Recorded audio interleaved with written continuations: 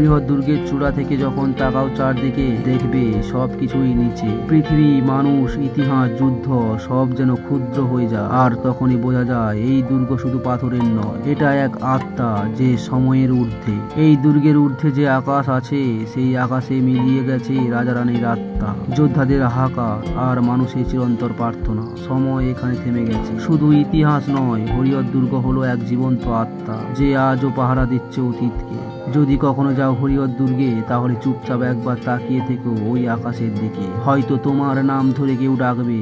আর বুঝে নিও ইতিহাস কখনো মরে না। এই ভিডিওর শেষে একটা কথা মনে রেখো, দুর্গ ভাঙে, রাজ্য ভাঙে, কিন্তু ইতিহাস কখনো হারায় না। তুমি যদি এমন আরো হারিয়ে যাওয়া দুর্গের গল্প শুনতে চাও তাহলে এখনই সাবস্ক্রাইব করো আমাদের চ্যানেল, কারণ সামনে আসছে আরো এক দুর্গের রহস্য যেটা নাকি রাতের বেলায় নিজের অবস্থান বদলে ফেলে। চলো দেখা হচ্ছে পরের কোনো ভিডিওতে, ততক্ষণ ভালো থাকবেন, সুস্থ থাকবেন।